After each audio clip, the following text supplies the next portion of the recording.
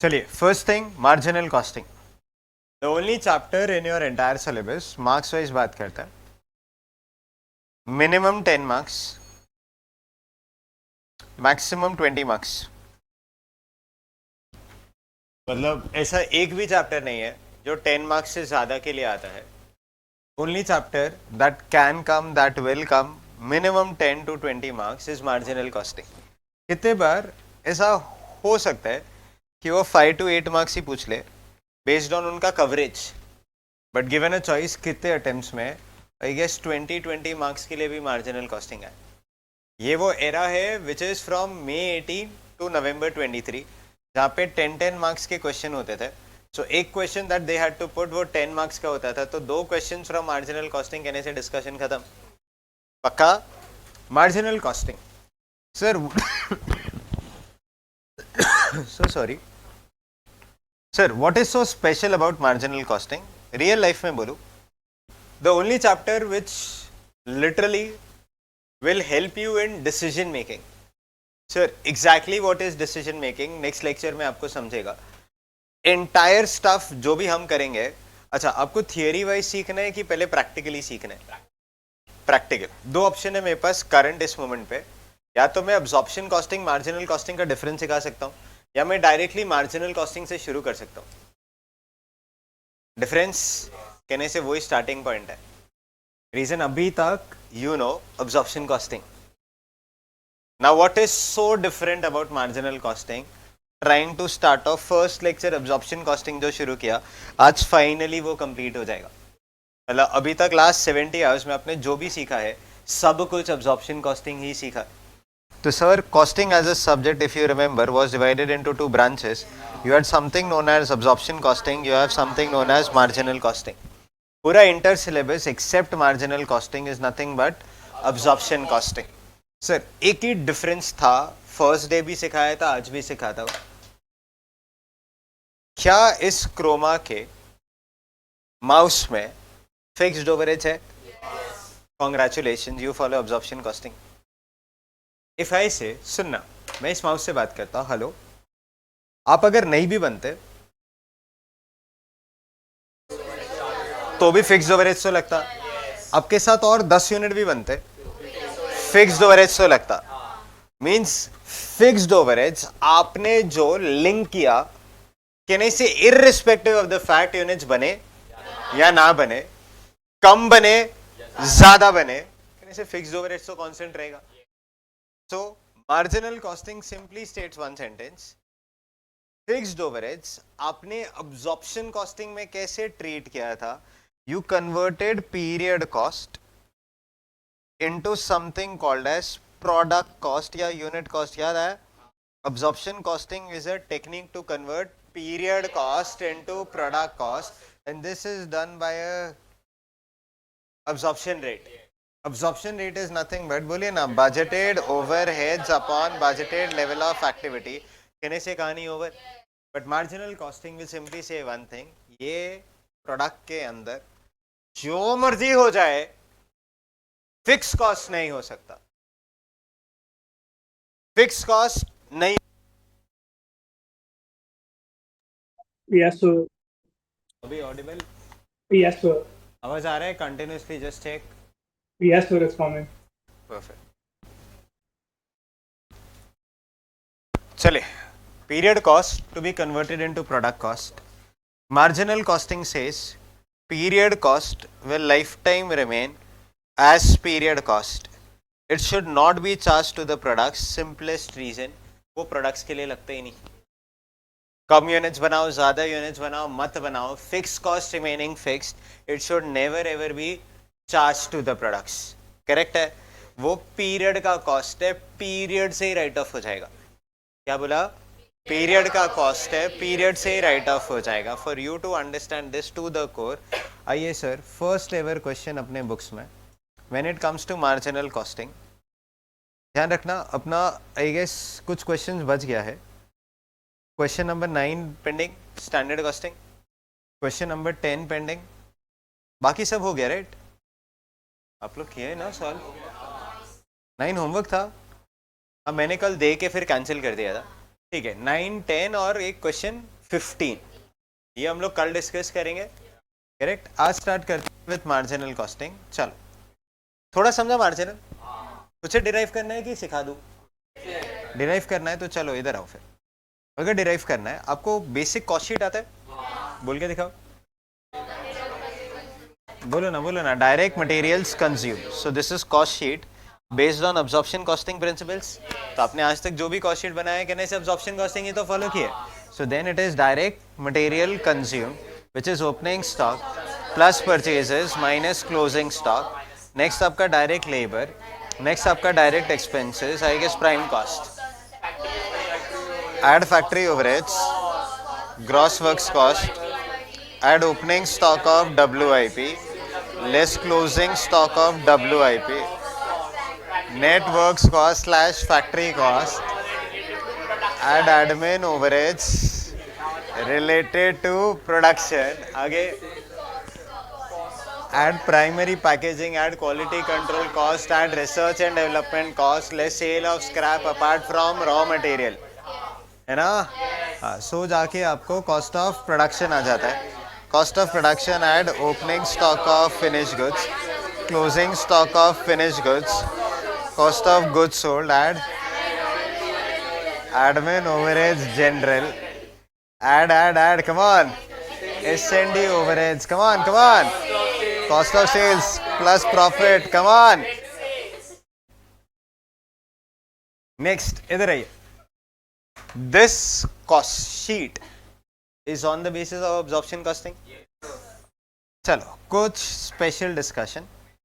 Fixed ओवरेज जब भी आप बोलोगे, थोड़ा और डिटेल में बात कर ले। फैक्ट्री ओवरेज, इसमें फिक्स्ड भी होगा, आई गेस वेरिएबल भी होगा।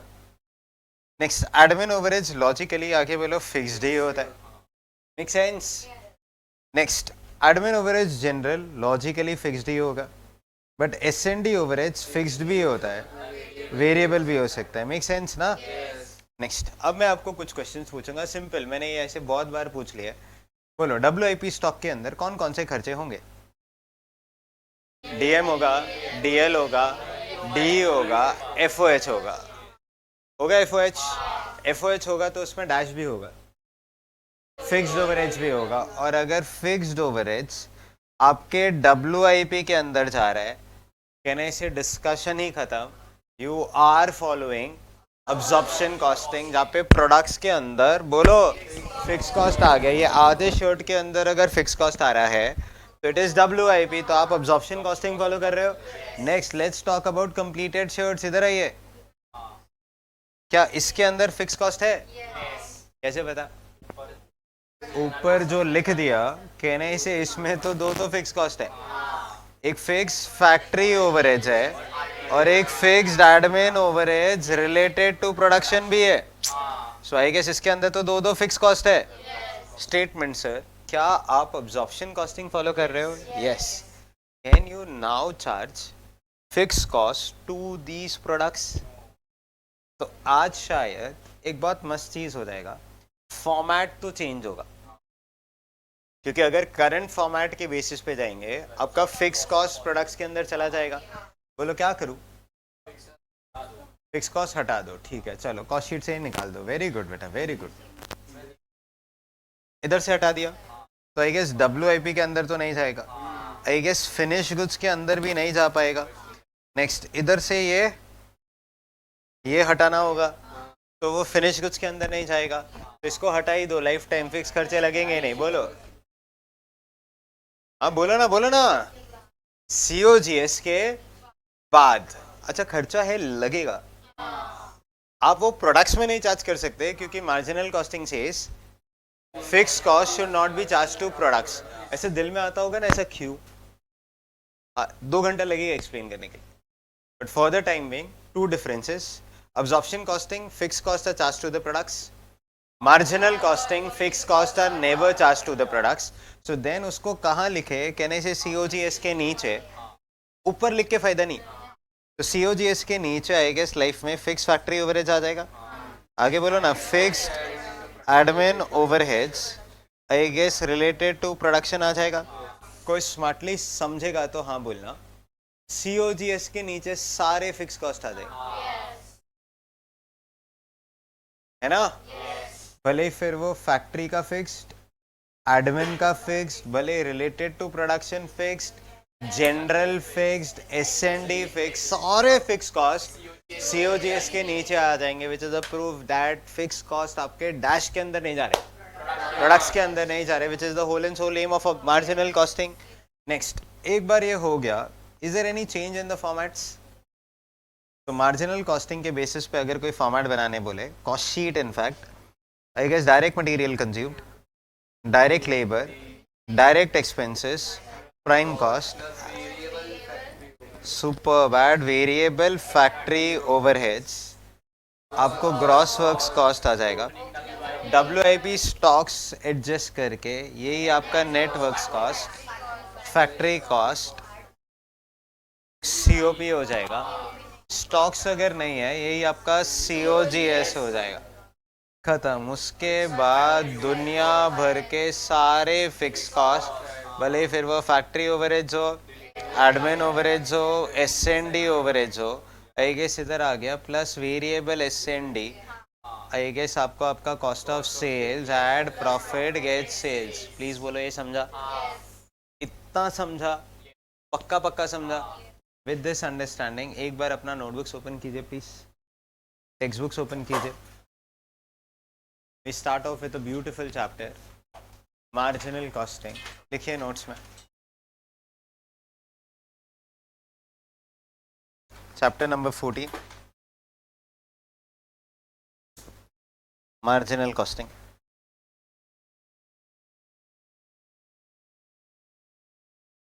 मैंडेटरी चैप्टर,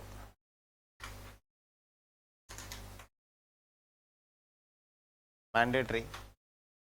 मिनिमम लिख रहा हूँ 5, समझा? मैक्सिमम लिख रहा हूँ 20.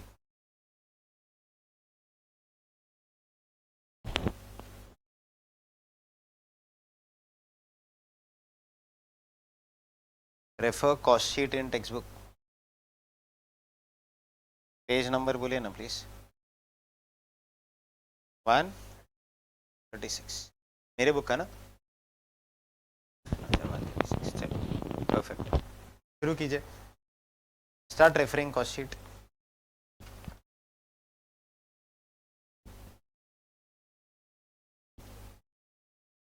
Thank you. इसका वो नहीं मिला, ठीक है? ये रखो ना उधर, अपने पास रखो. ये बैटरी खत्म हो जाएगा तो मैं बोल दूंगा, वहाँ पे मिक्स हो जाएगा. Start referring. पूरा कॉस्ट शीट रेफर कीजिए and start reading question number 1. Rules of costing क्या है? Read the question 2 times. आपके पास 5 मिनट है. बहुत अच्छे से रीड करना. Difference between absorption costing, marginal costing very rarely asked in the examination, but for us starting point of the chapter has to be this only. Come on.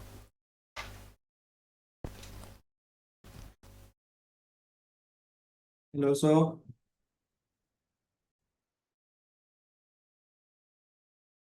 हाँ बेटा, mute किया है मैंने ही. So, can you please repeat what we have to do? Actually, मैं disconnect हो गया था. आपको कॉस्ट शीट एक बार रेफर करना है, ये जो अपने टेक्स्ट बुक में है, and then you have to start reading question number 1. Hello. अच्छा, okay, sir. Got it. Okay okay yes.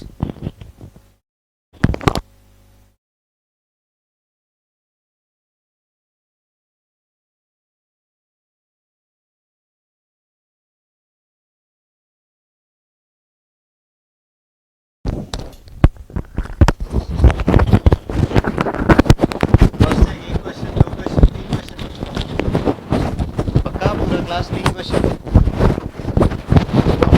Three questions, really 3 questions? Check. देखो तो 2 क्वेश्चन दिख रहे हैं. First question has 2 parts to it, बराबर ना? चलिए स्टार्ट करता है. फॉर्मेट देखा? Important thing to highlight, variable factory overheads है, variable admin overheads if any, जितना भी फिक्स कॉस्ट है आई गेस वो यहाँ पे आ जाएगा. Fix factory ओवरेज, fix admin ओवरेज, next admin overheads, general fix, S&D सब कुछ आ गया. मार्जिनल कॉस्टिंग पहला क्वेश्चन. आइए, ABC company has a production capacity of 2 lakh units per year.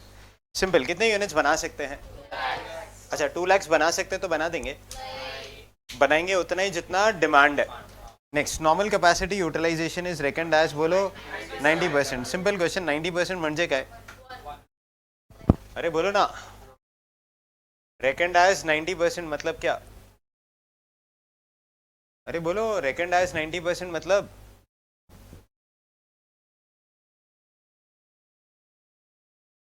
2 lakhs बना सकते हैं. We can produce 2 lakh units, but we are thinking to produce 1,80,000. There are 3 types of capacities. Name them. Maximum capacity, practical capacity, normal capacity. Maximum that you and I can produce is, practically you and I can produce is 2 lakhs. Maximum भी 2 lakhs, practical भी 2 lakhs. शायद याद आएगा तो maximum is a hypothetical capacity जो कभी होता ही नहीं है. 24 घंटे पढ़ने वाला बात मत करना मुझसे. Practically you can study for 10 to 12 hours in a day. So वो लिखा है, practically you can produce 2 lakh units in a year, but you are thinking to produce 1,80,000. So absorption rates are always based on normal capacity. वो word लिखा है, normal capacity is reckoned as 90%, which means absorption rates are based on 1,80,000. अगर ये 90% नहीं लिखा होता, statement इधर है, ये 2 lakhs बना सकते हैं तो फिर 2 lakhs बनाएंगे. इन एब्सेंस ऑफ इन्फॉर्मेशन अगर मैं 10 घंटे पढ़ सकता हूँ तो कहने से मैं 10 घंटे पढ़ रहा हूँ. अगर 8 घंटे ही पढ़ूंगा कहने से question has to inform that I am operating only at 80% of my capacity. So I can study for 10 hours, but I am literally wanting to study for 8 hours. समझा? We can produce 2 lakh units, उससे कोई फर्क नहीं पड़ता आप कितना units बनाने वाले. ऑब्जॉर्प्शन रेट तो उसी बेसिस पे आई गेस रिकवर होगा. हेलो, नेक्स्ट सर, आगे sir. Standard variable, come on, standard variable production cost is 11 per unit. अच्छा, standard variable cost लिखा कि variable production cost लिखा? Variable production cost. चेक करना क्या DM variable production cost है? DM variable है, production oriented भी है. DL भी variable है, production oriented भी है. DE भी variable production oriented है. Variable FOH भी वेरिएबल प्रोडक्शन ओरिएंटेड है. वेरिएबल एडमिन जैसा कुछ होता ही नहीं है. आगे बोलो, variable S&D is not production oriented. So literally कोई मेरे को पूछे standard variable production cost is nothing but DM plus DL plus DE plus variable factory overheads. आज क्वेश्चन ने क्या स्मार्टनेस यूज कर लिया, instead of giving all these individually, आगे बोलो एक साथ 11 पर यूनिट दे दिया. तो इधर आइए, 1 यूनिट बनाएंगे तो एज पर स्टैंडर्ड मेरा वेरिएबल प्रोडक्शन कॉस्ट 11 है. तो अगर 10 यूनिट बनाएंगे तो 110, 110. हेलो, 10,000 यूनिट्स बनाएंगे तो 10,000 इंटू 11, 11,000 यूनिट्स बनाएंगे तो 11,000 इंटू 11. अरे जितने यूनिट्स बनाओगे into variable production cost per unit आपका DM, DL, DE and variable factory ओवरेज इसके अंदर आ जाता है. Next line sir, the fixed, come on, the fixed production overheads are budgeted at 3,60,000 per year. आओ खेले, बोलो आपका budgeted factory overhead is 3,60,000. Your budgeted level of activity is 1,80,000. Calculators, तो आता है इंटरप्रिटेशन. जब कंपनी 1 यूनिट बनाएगा तब charge ₹2 as fixed factory overheads. Doubt? Next आगे सर, वेरिएबल, बोलो selling cost are 3 per unit. इस पे तो अब्जॉर्प्शन कॉस्टिंग अप्लाई होगा? नहीं होगा. वेरिएबल कॉस्ट पे कभी अब्जॉर्प्शन कॉस्टिंग अप्लाई नहीं होता है. वैसे भी S&D पे अब्जॉर्प्शन कॉस्टिंग अप्लाई होता ही नहीं है. ये तो हमारी मजबूरी थी कुछ क्वेश्चन में, दैट कंपनी अप्लाइज तो वी विल ऑल्सो अप्लाई. याद है रिकंसिलिएशन में absorption costing logically does not apply to admin, general and S&D overheads, but if company applies we will also apply. कुछ याद आया? हाँ चलो, variable selling cost 3 per unit and fixed selling cost are 2,70,000. Simple question. सच में कितना fixed overheads लगने वाला है S&D? 2,70,000. Variable cost per unit 3. ये सेलिंग के फिक्स्ड और वेरिएबल हो गए. आगे sir, the unit selling price is 20. एक एक यूनिट बेच के बोलो 20 रुपीज मिलेगा. In the year just ended on 30th June 2020, the production was बोलो 1,60,000 unit, sales was 1,50,000 unit. Difference आ रहा है कितना? 10,000. बोलो कुछ ओपनिंग स्टॉक का बात किया, कुछ क्लोजिंग स्टॉक का बात किया. किया ना sir. The closing inventory was 20,000 units. Anyone in the house who can tell me opening stock कितना? हेलो, मैं trading account. Quantity sold 1,50,000, closing stock 20, quantity produced is 160. तो opening balance is 10,000 which is 150 plus 20 170 minus 160. I guess 10,000 का opening stock है. कहने से आज opening stocks भी है, क्लोजिंग स्टॉक्स भी है. कहने से मजा भी है. स्टॉक्स नहीं होते कहने से मजा ही नहीं आता. नेक्स्ट आगे से, the actual variable production cost for the year were बोलो 35,000 हायर देन द स्टैंडर्ड. एक सेकेंड इधर आइए. कितने यूनिट्स बना दिए? बोलो 1,60,000. एक एक यूनिट पे variable standard variable production cost is 11. तो एक सेकेंड, क्या उतना ही खर्चा लगा है? उससे थोड़ा ज्यादा लगा. कितना ज्यादा? 35,000. कैलसी लीजिए ना, मेरे को बताइए सच में कितना लग गया? आज ही बोलना है.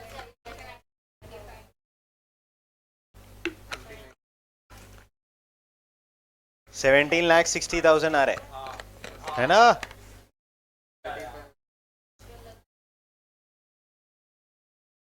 एक यूनिट के लिए 11. कितने बनाए? 17,95. 1,60,000. तो 17,60,000 प्लस 35,000. परफेक्ट है. हाँ, जस्ट चेकिंग 17,95,000 अपना एक्चुअल वेरिएबल प्रोडक्शन कॉस्ट लग गया. कुछ नहीं बोलते कम ज्यादा तो 17,60,000 लगता. हेलो, आगे से, the actual fix production ओवरेज incurred. अरे बोलो ना, सच में कितना इनकर हो गया? 3,80,000. आई गेस ये लोग एक्चुअल नहीं देते तो मैं मान लेता जितना लगना चाहिए था उतना ही एक्चुअल होगा. बट बोल दिया तो इसको काट दूं. नहीं, कंसिडर करना होगा. Actual fixed ओवरेज is 3,60,000. अपना बजटेड ओवरेज इज 3 लाख, है ना? Actual is 3,80,000, budgeted is 3,60,000. शाम का टाइम हो गया, थोड़ा ऊपर नीचे एक दो फिगर्स, है ना? नेक्स्ट आगे sir, you are required to calculate question mark highlighters profit for the year. बोलो profit for the year based on absorption costing method following supplementary method. अच्छा, बोला है स्पेसिफिकली सप्लीमेंट्री. क्यों बोला? क्योंकि अगर नहीं बोलता तुम cost of sales costing P&L से सम खत्म कर देता. एंड मैं फिर पूरे सिलेबस में सिखा ही नहीं पाता सप्लीमेंट्री मेथड से कैसे करूं. तो लास्ट एक चांस है मेरे पास, लास्ट चांस कि मैं आपको आगे बोलो सप्लीमेंट्री मेथड से सिखा दूं. इधर आओ. पूरा कॉस्ट अकाउंटिंग सिस्टम या तो कैरी फॉरवर्ड किया, cost of sales costing P&L, supplementary सिखाने ही नहीं दिया. आपके मॉड्यूल में भी ना cost of sales costing P&L है. मेरे को ज्यादा सिखाना है, इसीलिए यहाँ सप्लीमेंट्री है. आप सेम क्वेश्चन आज जो होमवर्क दूंगा वो मॉड्यूल में ओपन करेंगे, वो पूरा का पूरा question cost of sales costing P&L से सॉल्व है. बट मेरे को सप्लीमेंट्री सिखाना है, कहने से कुछ नया सीखने मिल जाएगा. आइए, second by marginal costing method. तो एक सेकेंड, अपने को जो आता है इस अब्जॉर्प्शन कॉस्टिंग उससे प्रॉफिट निकालते हैं, फिर मार्जिनल कॉस्टिंग, फिर लास्ट में बोलो explain the difference in profits. ऐसा कभी लाइफ में क्या है, दो प्रॉफिट्स में डिफरेंस कभी निकाला है?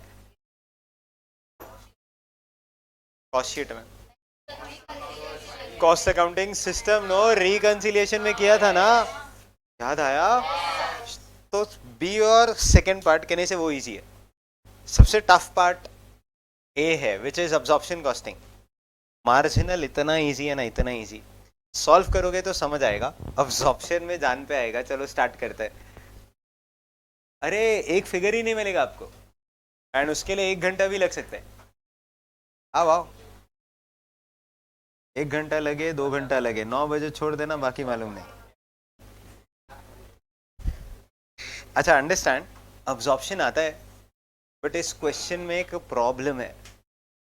प्रॉब्लम 5 मिनट में आइडेंटिफाई होगा. अभी के लिए स्टार्ट करते हैं. क्वेश्चन नंबर 1 लिखिए. Calculation of profit. चिंटू 1 की पार्ट ए. चिंटू 1 में part A. Profit as per absorption costing. As per absorption costing. Cost sheet बनाओ कि क्या करूं? हेलो, कॉस्ट शीट ही बनाएंगे ना? चलो स्टार्ट करते हैं cost sheet.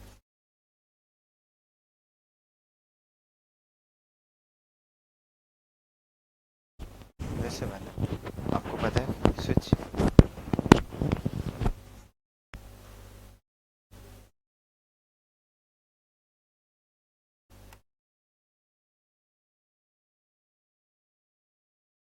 Main switch.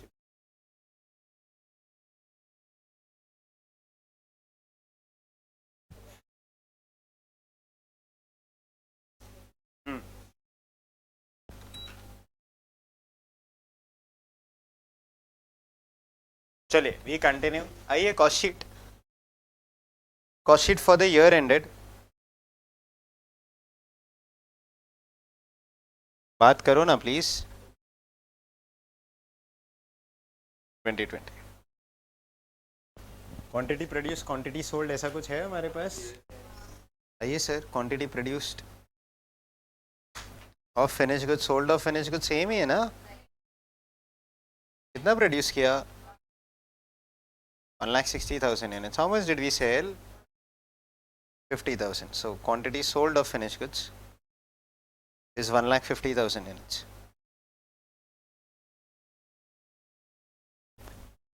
Next बेटा आइए प्लीज. पर्टिकुलर्स कुछ याद आ रहा है? Total rupees per unit rupees per unit rupees आया? नेक्स्ट चलिए. सबसे पहला खर्चा डायरेक्ट मटेरियल्स लिखेंगे बच्चों. डीएम लिखूंगा ना पहले. दिया है. So then variable production cost लिखो. देखिए wordings. Variable production cost. Actual figure लिखो या बजटेड? क्या पूछ रहे हैं? क्या मालूम क्या पूछा? बाजू वाले बताओ. सबके बाजू वालों बताओ. अरे सब लोग बोलो क्या पूछा? एक्चुअल या बजटेड? बोलो क्या लिखूं? एक्चुअल आएगा. एक्चुअल आएगा. Yes sir. मैं लास्ट टाइम पूछ रहा हूँ. एक्चुअल आएगा. हाँ तो एक्चुअली आएगा. अच्छा रीजन आप इधर 17,60,000 मत लिखना. फर्स्ट क्या लिखा है जोर से पढ़ो ना. So it can never be budgeted. Year and बराबर एक्चुअल डेटा हो गया. ध्यान से. कितने बार ऐसे घाई में मिस्टेक्स हो जाते हैं. लिखिए 1,60,000 units into 11 per unit plus 35,000 over and above लगा ना बेटा. So it is 17 lakhs. बोलिए ना प्लीज. 95,000. ऑनलाइन सब लोग है? एक एक वर्ड समझ रहा है? सच्ची समझ रहा है अच्छे से? चलिए नेक्स्ट. पर यूनिट निकालिए. कैलसी please. 17,95,000 divided by 1,60,000 gives you. पूरा बोलो. किसी को अगर याद होगा कॉस्ट शीट जब मैंने सिखाया था, फर्स्ट क्वेश्चन जब किया था, मैंने एग्जैक्ट फिगर रखा था ताकि लाइफ में मैं प्रूफ कर सकूं कुछ चीज़ें. यहाँ पे एग्जैक्ट फिगर्स लिखा है. रीज़न थोड़ी देर बाद समझेगा. वेरिएबल प्रोडक्शन कॉस्ट मतलब डीएम आ गया, डीएल आ गया, डीई आ गया, वेरिएबल फैक्ट्री ओवरेज आ गया. अब किसकी बारी है? Are we following absorption costing? Hello कुछ देखो ना, समझेगा तो. फिक्स फैक्ट्री ओवरेज इधर ही आएगा. अच्छा इसके लिए हम लोग सबसे पहले जो कॉस्ट शीट में फिगर लिखते हैं इस टर्म एज अब्जॉर्प्शन कॉस्टिंग. याद होगा तो अब्जॉर्ब्ड अमाउंट लिखते हैं. Absorbed amount English version formula is actual level of activity into absorption rate. Simple. हमने सच में कितने यूनिट्स बना दिए? 1,60,000. हर यूनिट का absorption rate I guess orally calculate किया था आपने, तो 1,60,000 इंटू 2. बोलो बच्चों बोलो, इट इज 3,20,000. पहले बोलो ये आया. पर यूनिट निकालिए please.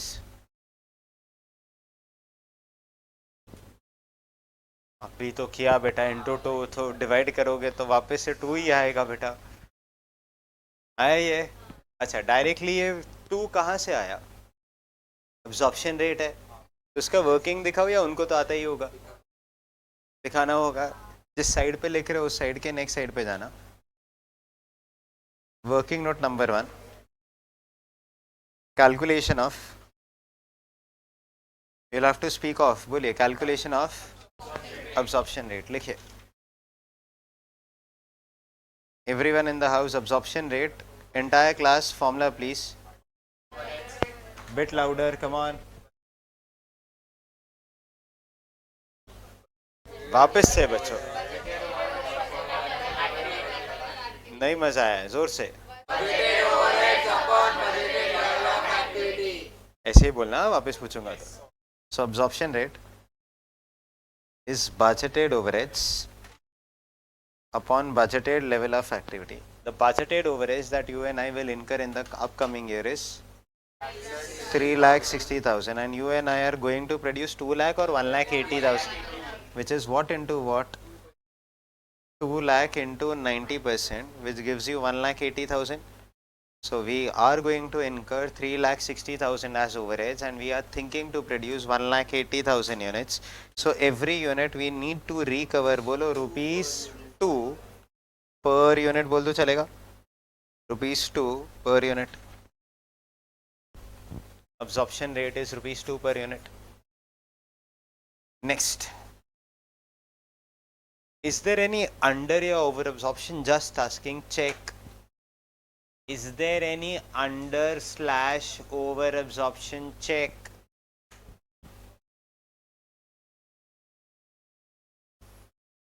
How much? Is there any under or over absorption? Check. जबरदस्त, वेरी गुड. चलो, अंडर या ओवर एब्जॉर्प्शन हम लोग ने इसका ट्रीटमेंट भी सीखा था. चलो पहले तो अंडर या ओवर एब्जॉर्प्शन निकालते हैं. What minus what gives you under या over absorption? Absorbed amount minus actual amount. Absorbed amount is 3,20,000. Actual amount is 3,80,000. Difference is 60,000. Under absorption, over absorption? Under absorption. Costing books में कम लिखा, ज़्यादा लिखा? कम लिखा है, तो ये अंडर एब्जॉर्प्शन हो गया. You have 4 methods to treat under या ओवर एब्जॉर्प्शन. पहला मेथड कैरी फॉरवर्ड मेथड. इस साल का 60,000 will be transfer to the next year. Profit falls by 0, not allowed in financial accounts. इस मेथड में गलती ये हो रही है, इस साल का खर्चा is transfer to the next year. Next method नाम please, cost of sales costing PNL method. इस साल का 60,000 इसी साल में लिखेंगे, कॉस्ट ऑफ सेल्स के ऊपर लिखेंगे. Profit falls by exact amount of under absorption. ये मेथड में गलत ये हो रहा है कि फैक्ट्री ओवरेज का खर्चा is return of against quantity sold, क्योंकि वो last part of cost sheet में आता है. तो ये वहां लिखना चाहिए था जहां पे अब्जॉर्ब्ड अमाउंट लिखा है. गाना गाओ. जहां जहां अब्जॉर्ब्ड अमाउंट लिखा है वहां वहां जाके अंडर या ओवर एब्जॉर्प्शन लिख दो, काम खत्म. लिख दिया 60, जहाँ जहाँ 320 लिखा है वहाँ 60 लिख दिया. फिर उसके नीचे जितने भी स्टॉक्स होंगे कहने से उसमें ऑटोमेटिकली वो चला जाएगा. Your profit will fall by quantity sold into supplementary rate. Profit कितने से गिरा ऐसा कोई भी क्वेश्चन में जनरली पूछा ही नहीं था. Fourth method partly supplementary and partly cost of sales costing PNL. 60% was due to defective planning, तो वो सीधा कॉस्टिंग पीएनएल. 40% इज कॉस्ट, सीधा अब्जॉर्ब्ड अमाउंट के साथ साथ लिख देंगे, गेम ओवर. बोलो कौन सा मेथड सॉल्व करना है? Supplementary method. But you and I to solve supplementary method, first thing to calculate is under या over absorption. Then you and I will follow supplementary method. देखिए sir, second working note number 2. you'll have to speak up. What are we calculating? Superb. It is calculation of, come on charters. So over absorption. आइए बात करते हैं calculation of under over absorption. First thing, what minus what? Absorbed amount. Come on absorbed amount. Yes yes, it is actual level of activity into absorption rate. सच में कितना units बनाया? 1,60,000 into हर unit का absorption rate 2. Come on, 3,20,000. Actual amount is 3,80,000. Difference is 60,000. Adverse की favourable? Adverse. वाह वाह वाह, एडवर्स कर दो एडवर्स. अभी शुरू होता है फिक्स ओवरहेड वेरिएंस. चलो next variance, fix overhead expenditure variance. चालू कर दूं? No sir. नहीं नहीं नहीं नहीं बोलो, ये अंडर एब्जॉर्प्शन हो गया. परफेक्ट. थर्ड, आप कौन सा मेथड फॉलो कर रहे हो? Supplementary method. तो जहाँ जहाँ अब्जॉर्ब्ड अमाउंट लिखा है वहाँ जाके 60,000 और लिख दूँ चलेगा? जाइए ऊपर red pen. Plus under absorption of factory overheads. Supplementary method. ठीक है, 60,000 पर यूनिट निकालिए प्लीज.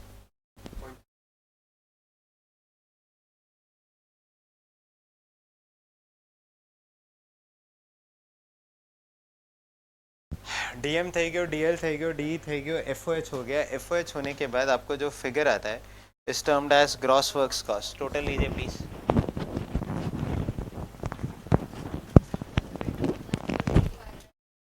21,75,000 पर यूनिट. बोलिए. 59375. 13.59375. चलो next question. Do we have WIP stocks? Hello, नहीं WIP नहीं है. सो यही आपका नेटवर्क्स कॉस्ट, यही आपका फैक्ट्री कॉस्ट. मानते हो? नेक्स्ट आगे please. Add admin overheads related to production. है सब में? थोड़ा ले लूँ प्लीज. बोलो बोलो. तो यही आपका कॉस्ट ऑफ प्रोडक्शन हो गया. ओपनिंग क्लोजिंग स्टॉक्स, अरे बोलो.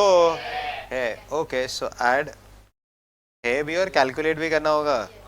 Opening stock of finish goods less, बोलो ना, closing stock of finish goods. I guess आपको आपका COGS साथ आएगा.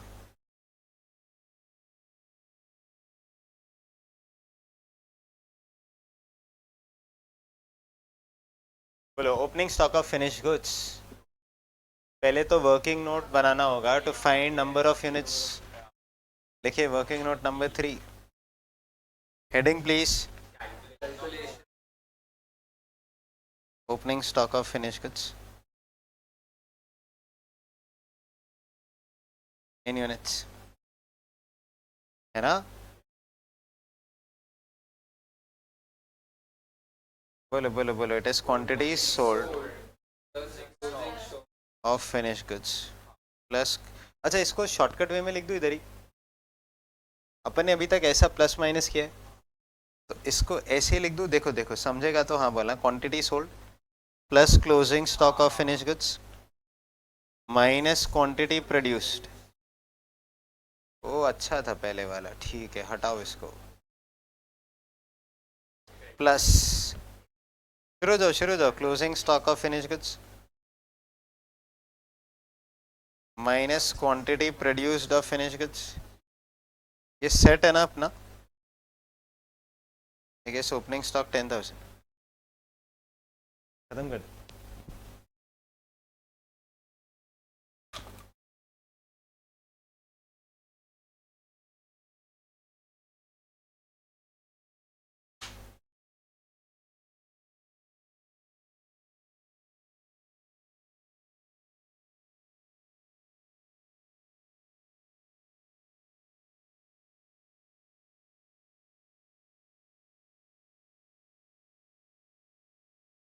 डन.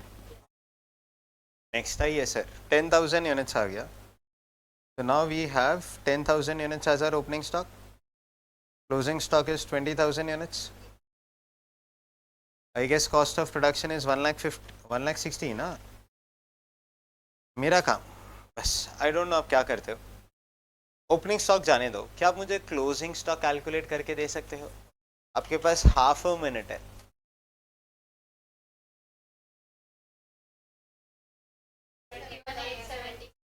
हाउ सिंपल, ये तो करते करते जमाने हो गए सर। ये सेम कॉपी पेस्ट हो जाएगा। By default you and I follow FIFO method.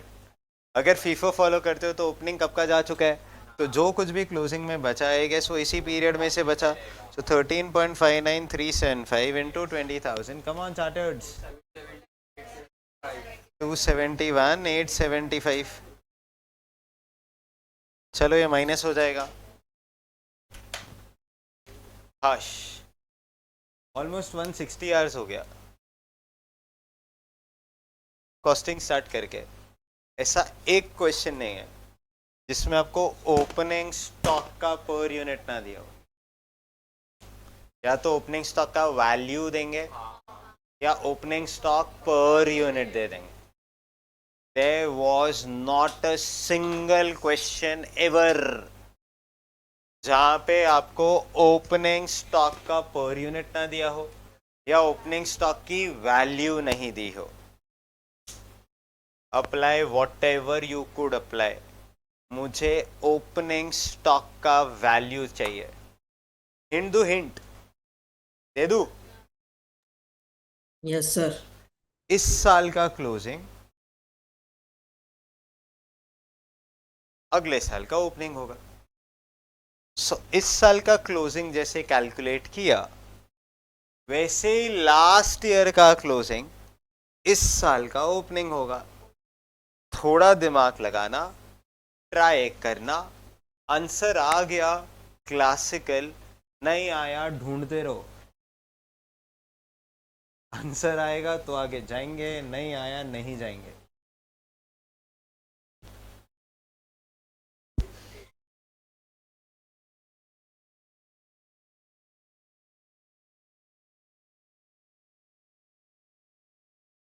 Last 1 minute, hint दो, हिंट इधर आओ। इस साल का क्लोजिंग स्टॉक आपने इस साल के cost of production per unit पे वैल्यू किया, क्या उसमें से वेरिएबल कॉस्ट है?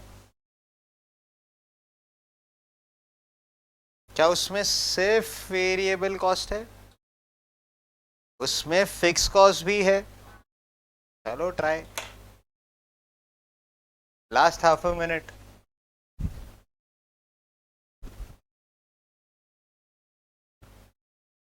और एक हिंट दो, और एक hint. Open standard costing question number 3। Open standard costing question number 3। होश वालों खबर है क्या हो रहा है? Standard costing question number 3। कुछ लोग नोटबुक ओपन कर रहे हैं, टेक्स्ट बुक है।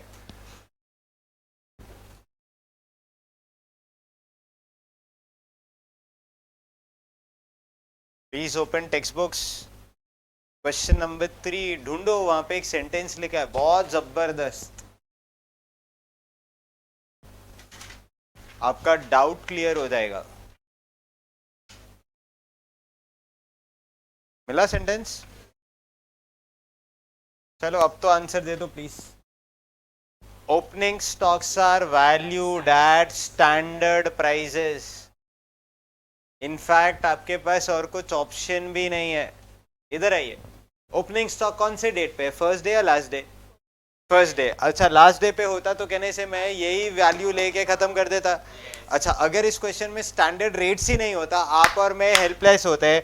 13.59375 पे वैल्यू करते, सम खत्म करते हैं, प्रोसेस कॉस्टिंग करंट ईयर का कॉस्ट पर यूनिट है, लास्ट ईयर का कॉस्ट पर यूनिट नहीं है। We assume that current year का cost per unit is same as last year का कॉस्ट पर यूनिट। गलत, लास्ट ईयर का cost per unit is same as current year का cost per unit. लिया, sum solve कर दिया। कुछ याद आया? सच्ची याद आया?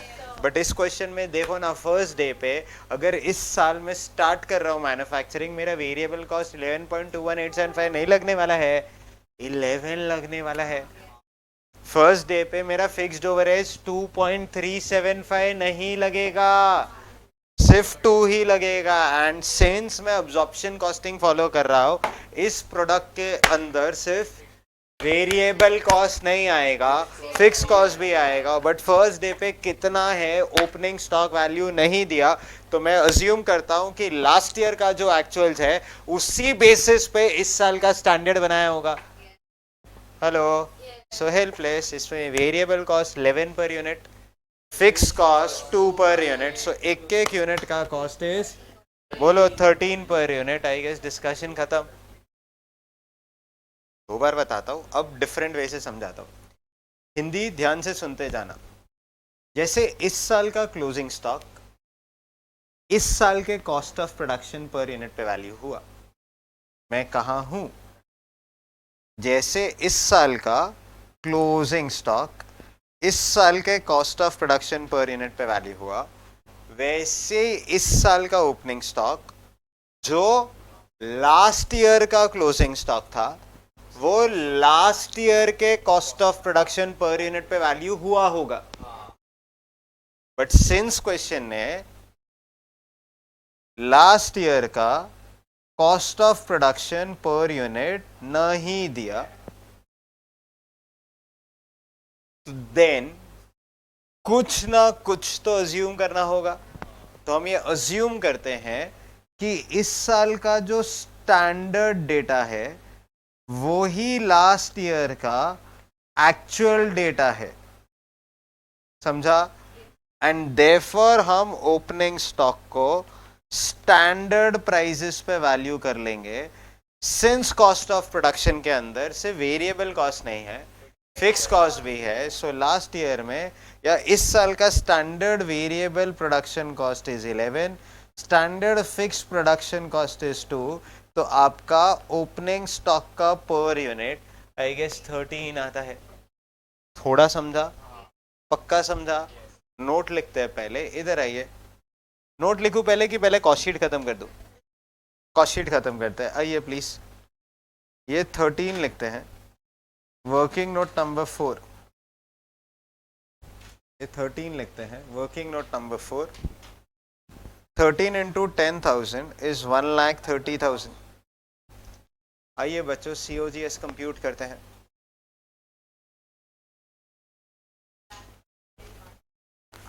$20,33,125।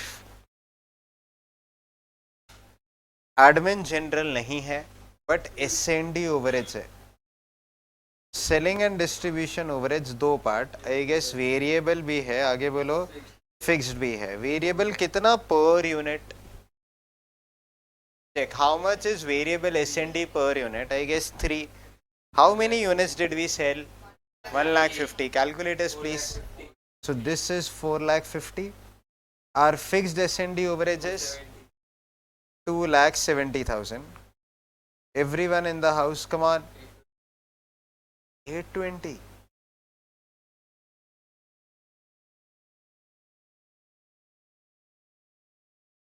$720 correct? So COGS plus S&D overage. I guess we get cost of sales. Hello, hello, hello. Next, calci. 2753,125 plus all our profits. I guess we arrive at sales. Chalo charters.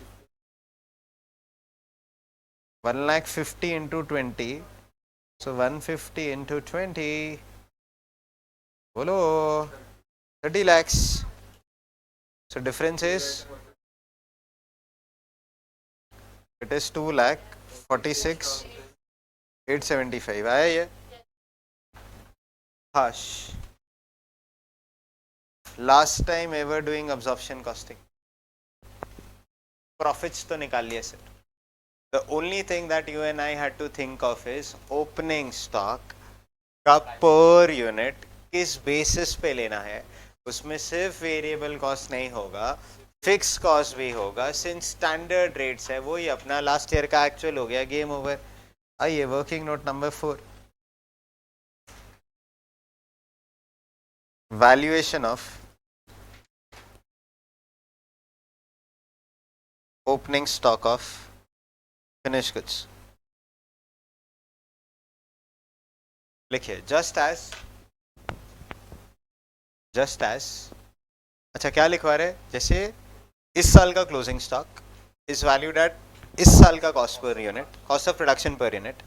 Exactly the same way last year का closing stock must have been valued at last year का cost of production per unit. But since हमारे पास last year का cost of production per unit नहीं है, हम इस साल के स्टैंडर्ड्स को ही लास्ट ईयर का एक्चुअल्स मान रहे हैं.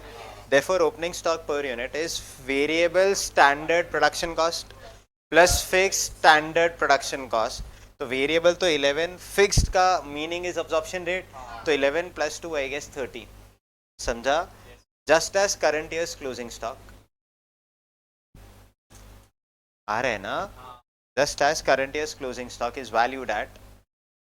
Current year's closing stock. Come on. Is valued at, come on, is valued at current year's cost of production per unit. Is valued at current year's cost of production. Similarly, last year's closing stock, that is this year's opening stock,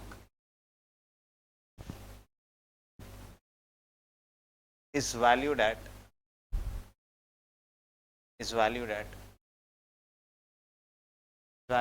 below last year's cost of production per unit. Valued at last year's cost of production per unit.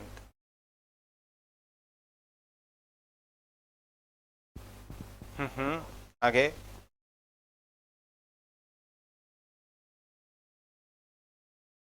In absence of information regarding last year's cost of production per unit, in absence of information regarding last year's cost of production per unit,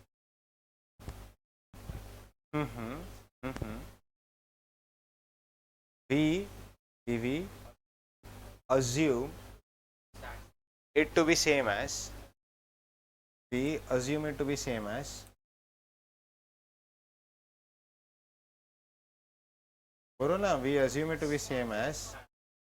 standard cost of production per unit. We assume it to be same as this year's standard production cost. We assume it to be same as this year's standard production cost. Correct? Next line pe. Therefore, opening stock per unit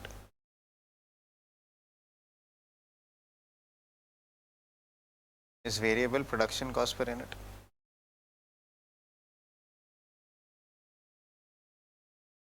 Standard variable production cost per unit.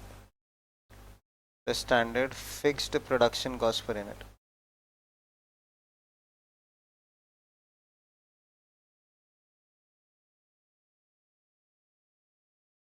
Absorption rate. Correct? Standard variable production cost is how much? Fixed overheads 13 per unit.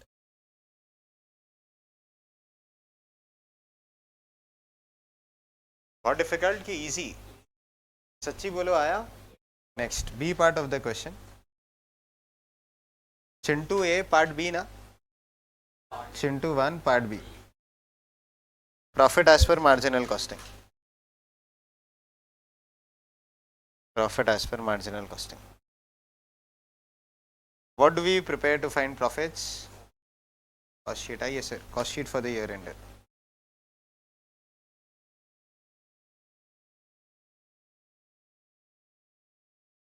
बोलो year ended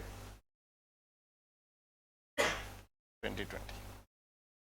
Two things we always write, dash and dash. Quantity produced of finished goods, quantity sold of finished goods. Anyone who could help me? Quantity produced is 1,60,000 units. Quantity sold is 50,000.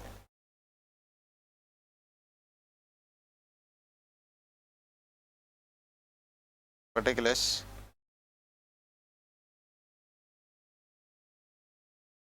Total rupees per unit rupees.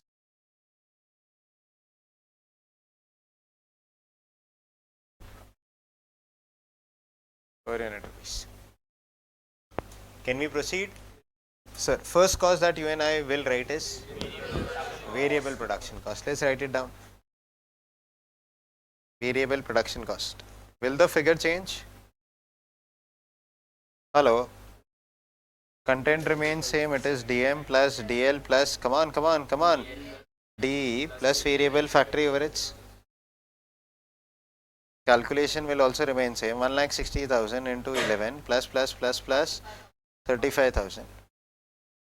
Without calci, come on. 17,95,000. 11.21875. Hush. After variable production cost, obviously we need to add up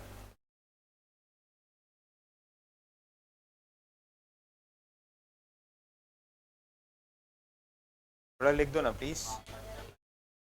No, sir. लिख दो. Nice. So यही figure, I guess variable production cost, DM, DL, DFH, variable वाला will give you gross works cost, same as net works cost, same as factory cost, same as cost of production, same as, अरे बोल दो जल्दी. COGS बोलो ना. Stock है sir, stock है. इसे कैसे बोल दे? 9 थोड़ी बज रहा है, कुछ भी बोल दे. It's only 8 o'clock. है ये. Next बोलो. Less opening stock of finished goods. Less closing stock of finished goods. I guess आपको COGS आता है. चलो, I don't know आपको ओपनिंग में प्रॉब्लम है, क्लोजिंग का वैल्यू बता दो ना please.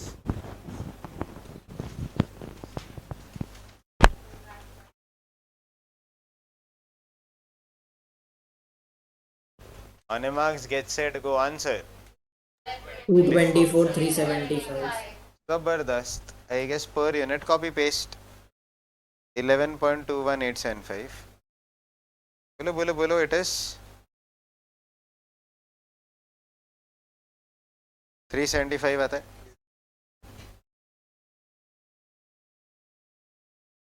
Opening stock.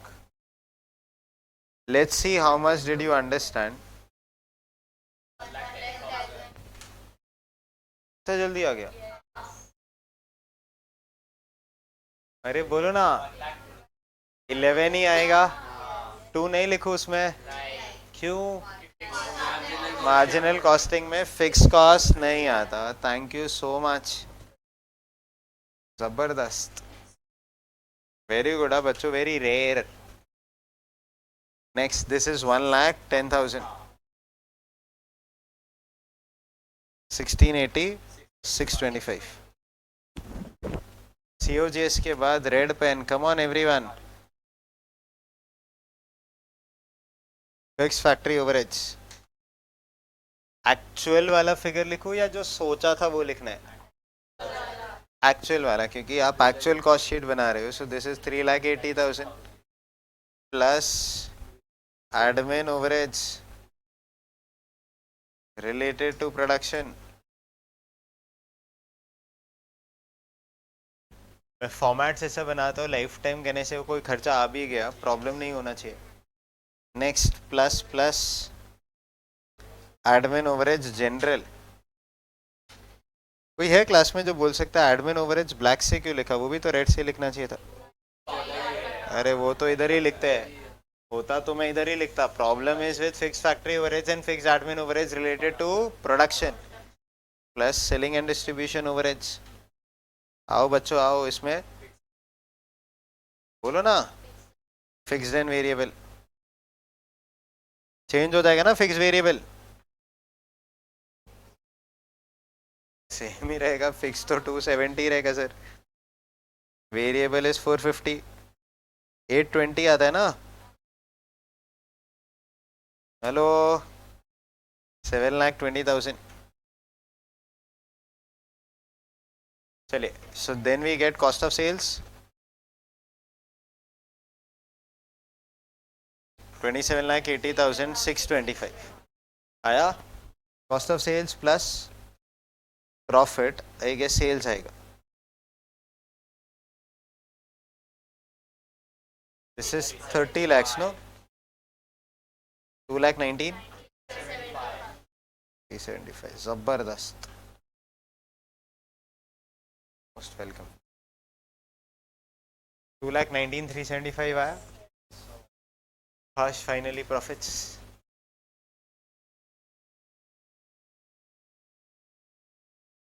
Difference in profits explain करना है, शुरू करें।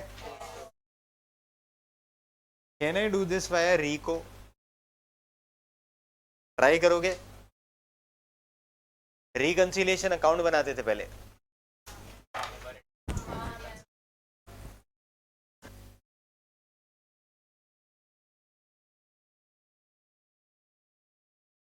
चलिए वी स्टार्ट। आइए नेक्स्ट। आप लोग कुछ लिखना नहीं नेक्स्ट 5 मिनट्स, थोड़ा ध्यान देना ना please. Explain difference in profits बोला। So we know one thing, I guess reconciliation is all done our and.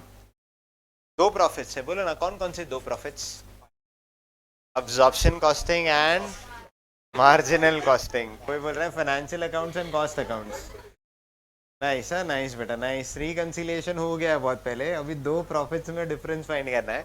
So you have one option, इधर अब्जॉर्प्शन कॉस्टिंग को बेस लेके शुरू कर सकते हो या मार्जिनल कॉस्टिंग को बेस लेके शुरू कर सकते हो, whatever you want to take as base. Absorption का प्रॉफिट इज 2,46,875। अगर मैं यहाँ अब्जॉर्प्शन कॉस्टिंग लिखता हूँ तो अब्जॉर्प्शन कॉस्टिंग का प्रॉफिट यहाँ बढ़ेगा, अब्जॉर्प्शन कॉस्टिंग का प्रॉफिट आगे बोलो यहाँ कम हो जाएगा। ये लिखने की जरूरत नहीं थी, आई गेस अपना रूल्स, कॉस्टिंग प्रॉफिट इधर लिखेंगे और कॉस्टिंग का प्रॉफिट इधर बढ़ेगा। तो अब्जॉर्प्शन कॉस्टिंग लिखा है तो अब्जॉर्प्शन कॉस्टिंग का प्रॉफिट इस साइड बढ़ेगा, विच मीन्स आप मार्जिनल कॉस्टिंग का जो प्रॉफिट है वो इधर लिख सकते हो 219,375। प्लीज बोलो इधर इधर तक आया। आओ चलते हैं, अब्जॉर्प्शन कॉस्टिंग को बेस लेंगे, कंपेयर करेंगे विद मार्जिनल कॉस्टिंग। आप अब्जॉर्प्शन कॉस्टिंग वाला कॉस्ट शीट ओपन कीजिए प्लीज। चलो वेरिएबल प्रोडक्शन कॉस्ट उधर कितना लिखा है? 70,95,000, इधर 70,95,000। डिफरेंस आएगा? रिको में लिखूं? नहीं। नेक्स्ट चलो, उधर फिक्स फैक्ट्री ओवरहेड्स कितना लिखा है? अच्छे से देखो ना, अच्छे से देखो, अच्छे से देखो। कुछ बोल दो आज लाइफ में, अगर सप्लीमेंट्री मेथड आज के बाद फॉलो किया ना, इधर आओ इधर आओ, ये सब टाइम पास करने का कोई जरूरत नहीं है। जहां जहां ऑब्जर्व्ड अमाउंट लिखा है वहां जाके लिख दो। इन शॉर्ट टाइम पास क्यों करते हो, पूरा ही लिख दो।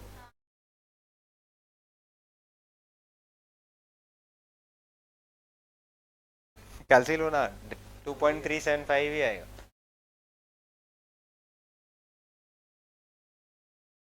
बट ये पहले क्यों नहीं सिखाया? इसलिए तो लास्ट में रखा है ना सिखाने के लिए। हम लोग इधर गाना वाना सब कुछ याद कर लिए, अब आप सिखा रहे हो कि ये तो वही हो गया, जितना खर्चा लगा था उधर ही जाके लिख दो। हाँ वही है। अरे ऑब्वियस सी बात है ना, आप अंडर या ओवर अब्जॉर्प्शन क्या टाइम पास करते हो? जो खर्चा लगा है कहने से अब्जॉर्ब्ड अमाउंट, थोड़ा पहले लिखो थोड़ा बाद में लिखो, अरे चुपचाप पूरा लिख दो इधर। Thank you so much. If I follow supplementary method, no, in exam I don't waste time calculating absorption rate, under या over absorption. I simply write whatever is the actual overheads in place of factory overheads, खत्म, discussion खत्म। यही अगर cost of sales costing PNL होता है। इधर आओ, क्यों सिखा रहे? तो ये जो 60 है ना, 60 वो नीचे आ जाता, और नीचे आ जाता तो अलग ही डिस्कशन, अलग ही प्रॉफिट, सब कुछ अलग हो जाएगा। चलो एक लास्ट स्टाफ, खुले अमाउंट का डिफरेंस सिर्फ एक ही मेथड में आता है, कैरी फॉरवर्ड मेथड। स्टेटमेंट ऊपर 320 लिखा, नीचे 60 लिखा, लिख लिख के 380 लिख दिया। मार्जिनल कॉस्टिंग में भी लिख लिख के आगे बोलो 380 लिख दिया। रिको में आएगा नहीं। नेक्स्ट इधर आइए, टोटल्स का तो बात करते ही नहीं है रिको में। ओपनिंग स्टॉक इधर कितना है बेटा? 1,30,000। उधर कितना है? 1,10,000। आओ खेले। अब्जॉर्प्शन कॉस्टिंग में कम लिखा ज्यादा लिखा? ये ओपनिंग स्टॉक है क्लोजिंग स्टॉक? ओपनिंग स्टॉक ज्यादा, प्रॉफिट कम, प्रॉफिट कम। डेबिट साइड आई गेस 20,000 आएगा। Over valuation of opening stock of finished goods as per absorption costing books. क्या हुआ? याद आया? क्या हुआ? तेरा वादा नहीं, क्या हुआ ऐसे लिखा भी था। क्या हुआ? किसके साथ हुआ, किधर हुआ, कब हुआ नहीं लिखा है। एक सेकंड अपने मन से मत याद करो, क्या हुआ, किसके साथ हुआ, किधर हुआ। चैतन्य इधर इधर इधर, अच्छा आप बोल रहे हो, ठीक है चलिए। एक ऑडियो का है, एक दूसरा कैमरा का है, दोनों ऑन ही है सर। अच्छा अच्छा अच्छा, ओके हाँ। ओके। हाँ नेक्स्ट, ओवर वैल्यूएशन डन आया ना। नेक्स्ट बोलो ना, क्लोजिंग स्टॉक कॉस्टिंग बुक्स में अब्जॉर्प्शन कॉस्टिंग कितना लिखा? 21,875। मार्जिनल कॉस्टिंग ये देखो कितना लिखा? 224,375। डिफरेंस निकालिए पहले। 47,500 आता है। सिंपल क्वेश्चन, अब्जॉर्प्शन कॉस्टिंग में कम लिखा ज्यादा लिखा? हेलो, ज्यादा लिखा। ये ओपनिंग स्टॉक है क्लोजिंग स्टॉक? क्लोजिंग स्टॉक ज्यादा, प्रॉफिट ज्यादा। कहाँ लिखूं? Credit side. जबरदस्त। तो ये 47,500। Very good. फिर से बोलो। Over valuation of closing stock of finished goods as per absorption costing books, correct है। नेक्स्ट COGS टोटल है वो इग्नोर कर दो। नेक्स्ट नीचे जाइए please. S&D 7,20,000, marginal costing 7,20,000, COS total है हटा दो, प्रॉफिट्स लिख चुके हैं, कहने से टैली। इसके अलावा ना नोशनल एक्सपेंसेस है ना नोशनल इनकम है। चेक चेक, टैली तो होना ही चाहिए। 2,66,875, 2,66,875 पक्का बोलो, समझा? सो डिफरेंस इन प्रॉफिट्स निकाल दिया सर, इजी। हाँ बोलो बोलो, डन। लिखिए second, difference in profits. Second part, difference in profits into 2।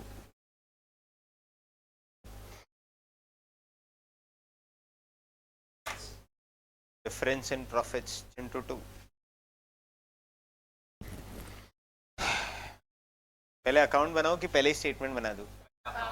Account बना दो, खत्म करो। Have they asked this statement? नहीं पूछा है ना? हाँ सो नहीं बनाएंगे, खत्म कर दो। एक्सप्लेन एक्सप्लेन करते करते एक्सप्लेन करते। सर इसको स्टेटमेंट बनाकर भी एक्सप्लेन कर सकते क्या? कर सकते बेटा।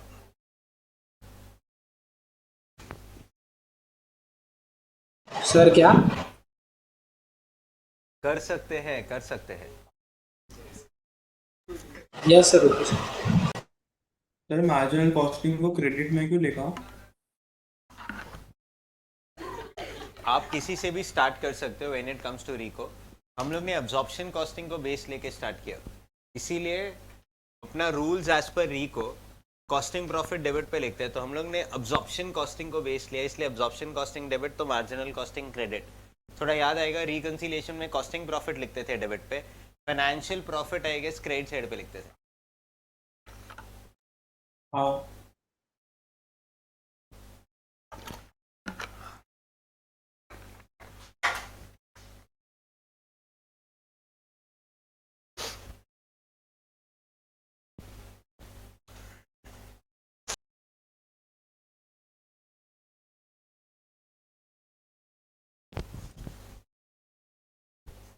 चलो लेट्स स्टार्ट थिंकिंग।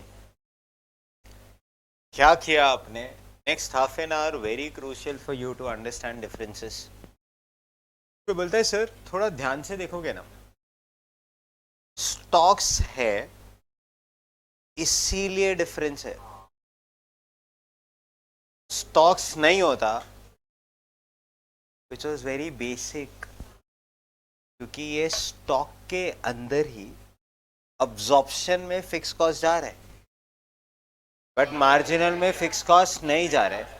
उसका प्रूफ, ओपनिंग स्टॉक 1,30,000 है अब्जॉर्प्शन में, मार्जिनल में इट इज ओनली 1,10,000, तो it is valued only at variable cost, but यहाँ पे it is valued at total cost which is fix cost plus variable cost. तो इधर आओ, मैं अब्जॉर्प्शन कॉस्टिंग का ओपनिंग स्टॉक कहने से लास्ट पीरियड से इस पीरियड में आया, तो सिर्फ 11 लेके नहीं आया, 2 भी लेके आया।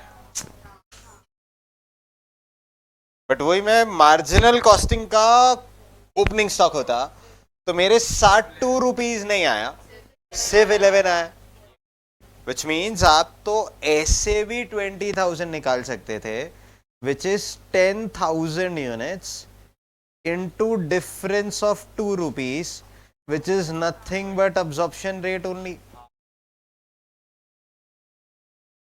उल्टा कोई बोलता है सर क्लोजिंग स्टॉक में भी स्टंट मार के देखो, कितने यूनिट्स है क्लोजिंग स्टॉक? 20,000। इस पीरियड में हर यूनिट के अंदर सिर्फ 2 गया या 2.375 गया? अरे बोलो बोलो, 2.375, तो 20,000 इंटू 2.375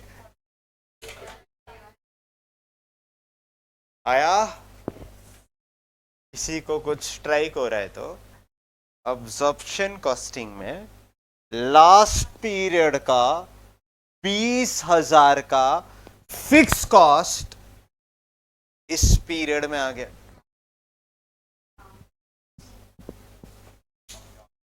इस पीरियड का हर यूनिट के अंदर 2.375 छुप के नेक्स्ट पीरियड चला गया। You say absorption costing is a good technique, but literally आप क्या कर रहे हो? स्टॉक्स में जब फिक्स कॉस्ट जाता है, कैन आई से फिक्स कॉस्ट इसके अंदर चला गया। ये क्लोजिंग स्टॉक है, जो नेक्स्ट ईयर का बोलो ओपनिंग स्टॉक बन जाएगा, तो इन शॉर्ट इसके अंदर जो फिक्स कॉस्ट चला गया तो आपने कैरी फॉरवर्ड कर लिया टू द नेक्स्ट ईयर। तो फिक्स कॉस्ट पूरा राइट ऑफ कैसे हुआ? नहीं समझा? थोड़ा थोड़ा समझा, कहने से कुछ नंबर से समझाओ, मजा आ जाएगा। लाइफ में एक क्वेश्चन पूछता हूं, इसका करेक्ट आंसर आपको समझ जाएगा मैं क्या सिखाना चाहता हूं। मैं ज्यादा यूनिट्स बनाते जाओ बनाते जाओ बनाते जाओ, मेरा प्रॉफिट बढ़ते जाएगा। कुछ लोग बोल रहे वहां क्यों देखा? वहां देखो, स्टॉक है मेरे बुक्स का। अरे बोलो ना, तो जितना ज्यादा बुक्स प्रिंट करके रखते जाऊंगा रखते जाऊंगा रखते जाऊंगा, कहने से उतना ज्यादा अमीर हो जाऊंगा। अरे हाँ, सेल हो नहीं हो प्रोडक्शन बढ़ा दूंगा, कहने से मेरा जबरदस्त प्रॉफिट बढ़ जाएगा। तो समझ ही नहीं रहे, आपको नहीं समझ रहे बोलते हैं, ऐसा नहीं होता है रियल लाइफ में। इधर आओ, I will try and explain. 1,50,000 units बेचा, कितना बनाया? 160, बराबर है। तो closing stock 20, opening stock 10। Opening तो 10 रहेगा, आपने 160 बनाया, 150 बेचा, तो 20 क्लोजिंग में बच गया। ओपनिंग 10 ही रखते हैं, 160 से ज्यादा बना सकते हैं क्या? अरे 2 लाख तक बना सकते हैं आप। 160 से ज्यादा कुछ भी बोलो ना। 180, इफ यू से 180, एक सेकेंड, 10,000 ओपनिंग है, plus 180 is 190, minus you sell only 150, 40 closing stock आ गया। अरे 40 आ गया ना क्लोजिंग। लॉजिकली लाइफ में प्रॉफिट विल चेंज। प्रॉफिट कैसे चेंज होएगा? जब तक सेल्स चेंज नहीं होएगा प्रॉफिट चेंज नहीं होएगा, है ना? इधर आओ,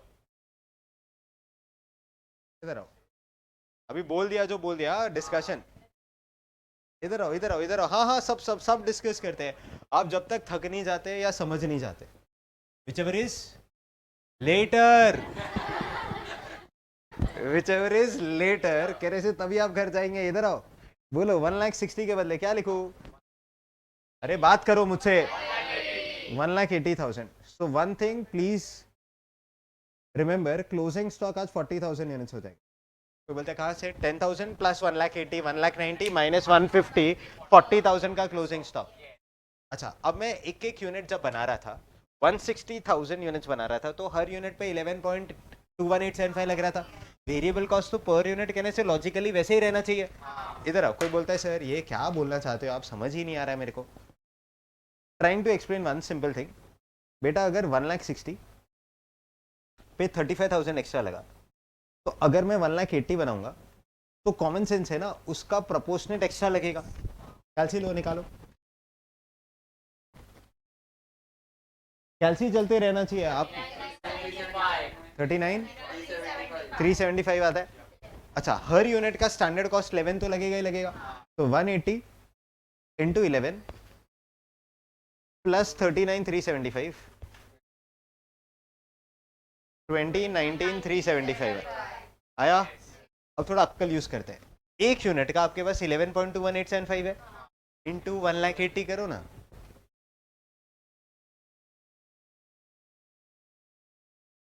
अरे उसी को कहते हैं वेरिएबल कॉस्ट।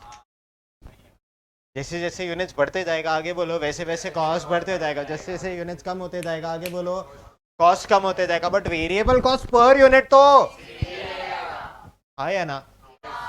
इधर आओ।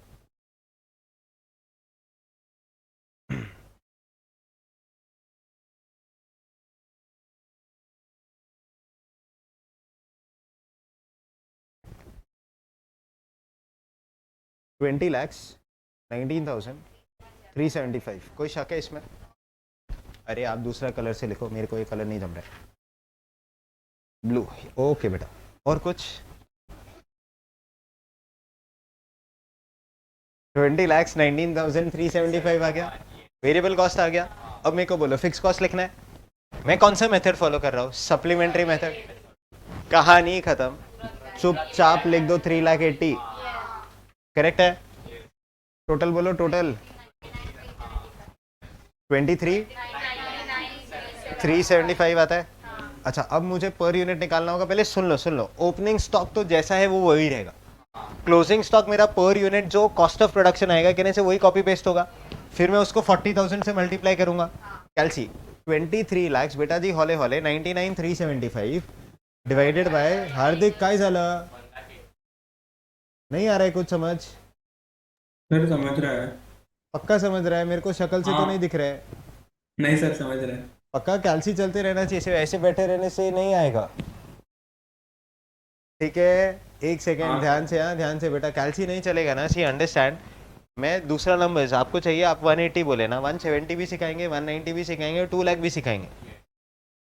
कहने से ओरली सिखाने का ऑब्जेक्टिव, लिख लिख के सिखाऊंगा थक जाओगे। सो आपने जो लिख के किया एक बार प्रैक्टिस हो गया। Cost of production per unit पे ही हमारा क्लोजिंग स्टॉक वैल्यू होगा। तो कैलसी सर 23,99,375 डिवाइडेड बाय 1,80,000, आपको कुछ तो पर यूनिट आएगा। वो पर यूनिट को 40,000 से मल्टीप्लाई कर दो, 194 आता है। अच्छा ये आया, ये कैलसी पे है आपके पास। प्लस माइनस का एक साइन होता है कैलसी पे, उसको प्रेस कर दो, कहने से माइनस आ गया। प्लस 1,30,000 प्लस 23,99,375 आपको COGS आ जाएगा 19,181 आता है। Plus 450 plus 270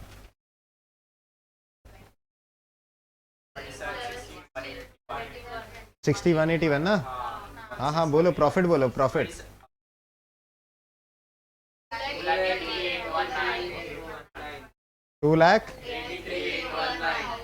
$2,83,819। It's magic.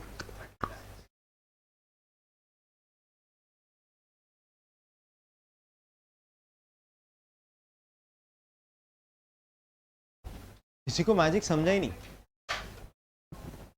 बोलो मैजिक क्या हो गया बच्चों? Did you even sell one unit extra? 97,16,181 है। 19,16,000 27,16,181। ओके ठीक है, तो ये 2,83,819 है। अच्छा क्या मैंने एक यूनिट भी एक्स्ट्रा बेचा? 160 बना रहा था, 180 बनाया, प्रॉफिट बढ़ गया। कैसे बढ़ गया? वही नाइस क्वेश्चन, कैसे बढ़ गया? उसका एक बेसिक कॉमन सेंस आंसर। आपका थोड़े देर पहले क्लोजिंग स्टॉक सिर्फ 20,000 था, 40,000 हो गया।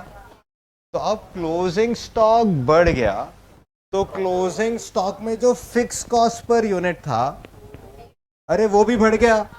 तो वो अब नेक्स्ट पीरियड में चला गया। कोई बोलता है कितने से बढ़ गया? कैलसी उठाइए। आपका फिक्स ओवरहेड है कितना? 3,80,000। आपने बनाया कितना यूनिट्स? 1,80,000। तो हर यूनिट पे फिक्स कॉस्ट पर यूनिट 1,1,1,1,1,1 आता है इंटू 40,000। इधर आओ सिखाते हैं। 84, अरे बोलो मुझसे बात करो। 84,444। अच्छा कल तक कितना जा रहा था? 20,000 इंटू 2.375 कैलसी 47,500 करेक्ट। तो अभी कितना एक्स्ट्रा क्लोजिंग स्टॉक में चुपके जा रहा है? 36,944 है।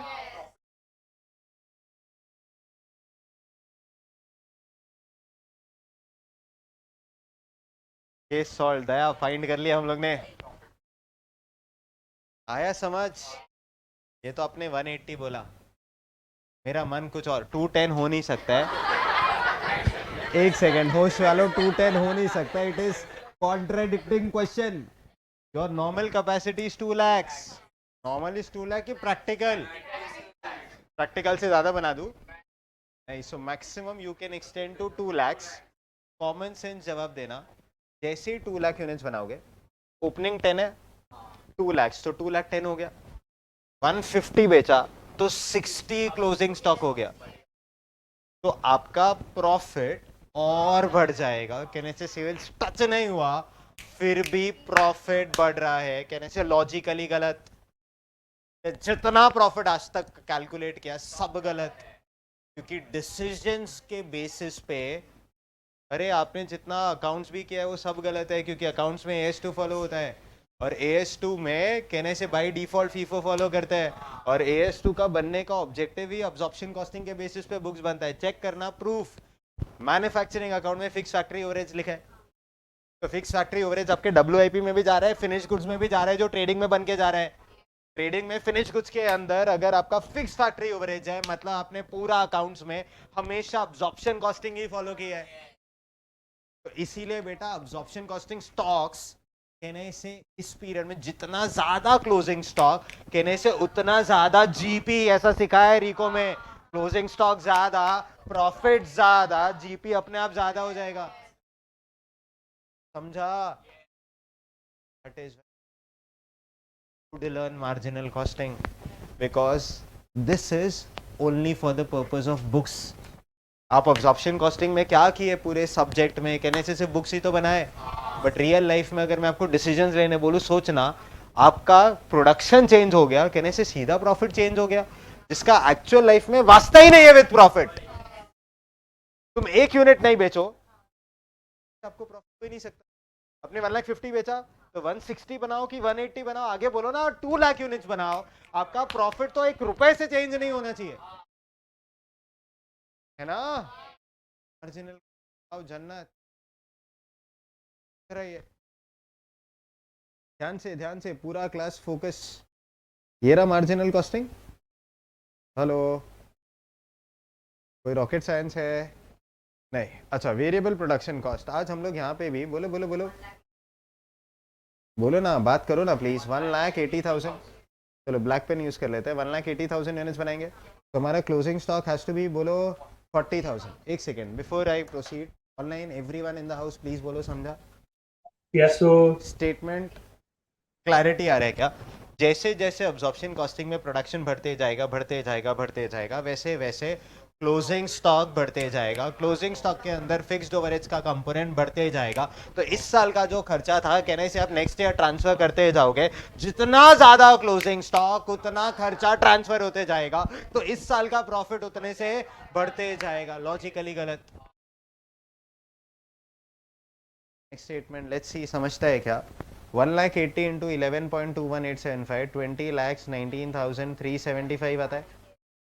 कुछ गलत नहीं। सो यही आपका कॉस्ट ऑफ प्रोडक्शन 20,19,375 आएगा। आपका हर unit is 11.21875। Closing stock is how many units? 40,000। Calci please. 4,48,750 आता है। ओपनिंग स्टॉक तो 1,10,000 ही रहेगा। Calci please.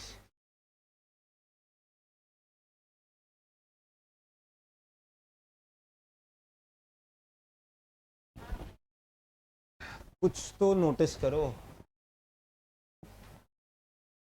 कुछ तो नोटिस करो। सेम है, इसके नीचे जो भी लिखूं कहने से प्रॉफिट सेम ही आएगा। जब फिक्स कॉस्ट गया ही नहीं प्रोडक्ट्स में, तुम 40,000 का स्टॉक मेंटेन करो, 4 करोड़ का स्टॉक मेंटेन करो, फिक्स कॉस्ट उसके अंदर है ही नहीं, तो जितना भी कॉस्ट है वो वेरिएबल कॉस्ट ही है। तो वेरिएबल कॉस्ट ही है तो बेटा इधर इधर एक मस्त सेंटेंस, आपका लास्ट पीरियड में भी जब आप लास्ट बार सॉल्व किए तो भी पूरा 380 राइट ऑफ हो रहा था इसी पीरियड में, अभी भी बोलो पूरा 380 इसी पीरियड में राइट ऑफ हो जाएगा, 7,20,000 भी बोलो इसी पीरियड में राइट ऑफ हो जाएगा, तो आपका कॉस्ट ऑफ सेल्स भी सेम रहेगा, आगे बोलो प्रॉफिट्स भी सेम रहेगा। इसीलिए मार्जिनल कॉस्टिंग लाइफ टाइम आप डिसीजंस लेने के लिए करते हो। समझा? पूरा क्लास लिटरल बोलो समझ में आया? कुछ डिस्टिंग्विश बात कर लो, ट्राई करेंगे। अब्जॉर्प्शन कॉस्टिंग कहने से फिक्स कॉस्ट को कैसा ट्रीट करते हैं? प्रोडक्ट कॉस्ट, प्रोडक्ट्स में चार्ज करेंगे तो fix cost are treated as product cost, but marginal costing में fix cost are treated as period cost. Since आप इधर प्रोडक्ट कॉस्ट मान रहे हो, कहने से प्रोडक्ट्स में जाएगा, क्या वो कभी भी लिटरली राइट ऑफ हो पाएगा?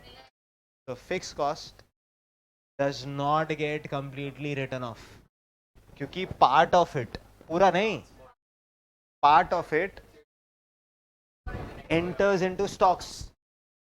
20,000 में 47,500 था, 40,000 में 84,444 था। तो fix cost do not get completely written off as थोड़ा enters into stocks। बराबर? इसको हिंदी में ऐसे बोल दो, फिक्स्ड ओवरहेड्स क्लोजिंग स्टॉक में छुप के नेक्स्ट पीरियड में चले जाएगा, राइट ऑफ नहीं होगा। मार्जिनल कॉस्टिंग, फिक्स कॉस्ट पूरा का पूरा राइट ऑफ हो जाएगा। Make sense? और एकदम इधर स्टॉक्स को वैल्यू किया, उसके अंदर से फिक्स कॉस्ट था, वेरिएबल कॉस्ट भी था, फिक्स्ड और वेरिएबल बोलो ना कुछ, टोटल कॉस्ट पे वैल्यू किया, तो यहाँ पे stocks are valued at total cost which is 11 + 2 13 total cost. Stocks are valued at variable cost only. Hello, पक्का? नेक्स्ट अब्जॉर्प्शन कॉस्टिंग, जितना ज्यादा प्रोडक्शन करोगे उतना ज्यादा प्रॉफिट बढ़ेगा, बट इधर higher the sales higher the profit, इधर higher the production higher the profit. तो जितना प्रॉफिट जिसमें आया वो सब करेक्ट है, सब गलत। अच्छा थोड़ा सा एफएम ले लूं, अगर प्रॉफिट ही गलत होगा तो शेयर होल्डर्स को जो डिविडेंड दोगे कहने से वो भी गलत होगा। अगर प्रॉफिट ही रॉन्ग है, इनफैक्ट ही रॉन्ग है, तो जो डिविडेंड ही दोगे आगे बोलो वो भी रॉन्ग ही होगा। Make sense? तो profits and dividends are incorrect, इधर correct profits and dividend. Sir फिर भी तो सब उसमें यही फॉलो करते हैं, एब्जॉर्प्शन कॉस्टिंग। हाँ, सो सब यही फॉलो करते हैं। उससे टैक्सेशन लाइबिलिटी, एक दिन मैंने फीफो का इम्पोर्टेंस सिखाया था, लीफो का भी रेलेवेंस सिखाया था कि लीफो फॉलो करते हैं तो आई गेस मैचिंग कंसेप्ट होता है, बट वो एएस में AS2 में मना किया है। वैसे ही मार्जिनल कॉस्टिंग AS2 में मना किया हुआ है 1999 में, तुम्हारे पैदा होने से पहले, है ना? हेलो, है ना? आप लोग 1999 तो नहीं है ना? हाँ, सो एक मस्त चीज आपसे बहुत पहले कहने से उन्होंने इरेडिकेट कर दिया था कि अब्जॉर्प्शन कॉस्टिंग के बेसिस पे ही बुक बनेगा, मार्जिनल कॉस्टिंग के बेसिस पे बुक्स नहीं बनेगा। कंग्रेचुलेशन। मेरा एक डाउट है आप लोग के अकाउंट्स के फैकल्टी से, जब इतना सारा प्रॉब्लम हो ही रहा है, why are you still following absorption costing? Reason, books बनाने के लिए और कोई मेथड भी नहीं है अपने। Marginal costing, that is why, is brilliantly said as decision making technique, whereas absorption costing is only book making technique. Absorption costing allowed in costing as well as financial accounts. Marginal costing is only allowed in costing as AS2 prohibits preparation of books based on marginal costing. वरना आपको कभी तो life में marginal costing accounts में सिखाते, prohibit कर दिया, इसीलिए यहाँ सिखा रहे। ये फाइनल होता ना, इधर का जो एडवांस लेवल है आपका, जितना सीए फाइनल में strategic cost management and performance evaluation था, कम से कम आप 1000 sums literally managerial decision making के सीखते हैं। One of the demos that I give you, British Airways ने सिर्फ टमाटो के स्लाइसेस कम कर दिए थे, वो एक केस स्टडी है इन सीए फाइनल से। हजारों केस स्टडीज थे जो पेपर में आते थे, एंड कहने से आपको क्रिटिकल थिंकिंग से, कहने से बुक्स बनाना बहुत बड़ी बात नहीं है, बट जब आप बिजनेस के डिसीजन, और ये जो डिसीजन होंगे ना, लिटरली बोलूं जो शार्क्स सोच के लेते हैं, कहने से वो डिसीजन थे। आपका एक डिसीजन हियर एंड देयर, कहने से करोड़ों का इम्पैक्ट। Make sense? हेलो? अच्छा सोचो ना, कोई ऐसे सोचेगा क्या टमाटो के 2 स्लाइसेस कम कर दो? नहीं। शताब्दी चलो ना, कुछ और क्यों, अपन इंडिया में इम्प्लीमेंट करते हैं ना, शताब्दी में दे ऑफर सैलेड्स, कहने से 2 सैलेड कम कर दो। करोड़ों लोग जाते हैं, डेली बेसिस पे फूड होता है, कहने से उसका क्वालिटी एनरिच करने के लिए आप कितना कुछ मेजर्स ले रहे हो वो बहुत मैटर करता है। पहले सच्ची बोलूं, ट्रेन में पैंट्री होता था ना, वॉज वेरी गुड, क्योंकि लाइव फूड बनता था। अब कहने से वो फूड स्टोर्ड होता है, जैसे मुंबई से चला, सूरत इज द नेक्स्ट स्टॉप, तो मुंबई में आई गेस ये मुंबई सेंट्रल स्टेशन पे पूरा फूड लोड हो जाएगा, फिर उसको आई गेस ओवन में स्टोर करके रखेंगे एट अ रिक्वायर्ड टेम्परेचर, गरम रहे, कहने से गरम बनाया नहीं। फिर जितना फूड सेल हो गया ठीक है, सूरत पे ऑर्डर ऑलरेडी प्लेस्ड है, कहने से सूरत से इनटेक हो जाएगा। और कितने बार रात को आपके अगर ट्रेन में पैंट्री नहीं है, कहने से आपको कुछ खाने नहीं मिले, भूखे रहो। स्टेशन पे लिटरली अगर आपको लगता है अच्छा खाना मिलता है, 2 बार और सोच लेना। कहने से फ्रूट्स तो मैंने देखे ही नहीं किसी स्टेशन पे। नेक्स्ट जो भी आपको मिलेगा, कहने से खा लो, एंड अगर आपका हेल्थ खराब नहीं हुआ, मतलब it is directly proportional, fact है। So Indian railways have so much to improve. मतलब मेरे को लिटरली कितने बार ऐसा लगता है, मुंबई मतलब रेलवे से भी ये कॉन्ट्रैक्ट दे देना कि हम लोग फ्रूट के स्टॉल्स स्टेशन पे लगा सकते हैं, आई गेस जो लेवल ऑफ सेल्स होएगा कहने से वो अलग होगा। But for that to happen, कहने से लोग खाने भी चाहिए। ये सारा पैक्ड आइटम है ना, तो 4 महीने बाद भी आप खा लोगे। कहने से बनाना है तो 4 दिन बाद खत्म हो गया, सेल नहीं हुआ, कहने से खत्म हो गया। बट आपको चाहिए चिप्स और पेप्सी, तो कहने से स्टेशन पे बिकता चिप्स और पेप्सी है। जब तक आप और मैं कहने से अपना फूड हैबिट्स नहीं चेंज करेंगे, कहने से ऑटोमेटिकली ये सारा सेल्स बहुत ड्रास्टिकली होते जाएगा। प्लस कुछ भी खा लो एट स्टेशन, आपका हेल्थ तो गया। इससे अच्छा पता है 2 बार वो वड़ा पाव फ्राई करके गरम दे रहा है ना, वो भी अच्छा है as compare to packed food, क्योंकि वो कब पैक हुए आपने तो आज तक कभी एक्सपायरी डेट भी नहीं देखे।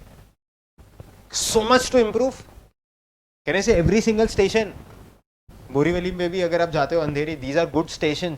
अगर एक अच्छा कैंटीन खोल दो पब्लिक, कहने से लिटरली, और स्टेशन पे ऊपर जगह है ना, लिटरली अगर अच्छा कैंटीन खोल दो, लिटरल अच्छा, कहने से आपका जितना सेल कहने से नॉर्मल रेस्टोरेंट्स में नहीं होता है, उसको आउटबीट कर देगा any day at railway station. Borivali पे भी ऊपर देखो ना, एक है पूरा जगह, आप आराम से वहां पे एक कैंटीन बहुत अच्छा खोल सकते हो। नॉट दीज कैंटीन, जैसे हल्दीराम ने ट्राई किया है, देखा था, बट वो बहुत ज्यादा एक्सपेंसिव था, तो कहने से वो नहीं चला। जो रेट उन्होंने यहाँ चार्ज किया था, वो दिल्ली के प्रीमियम मॉल में जो रेट था वो था, क्योंकि आई तो वेंट दिल्ली, तो वहां पे हम लोग ने राज कचौड़ी खाया था, तो इट वाज 180 देर, तो यहाँ पे 180 कौन खरीदेगा पब्लिक के हिसाब से। कहने से वो फूड केटरिंग, हाँ 10-20 year and there people will not worry.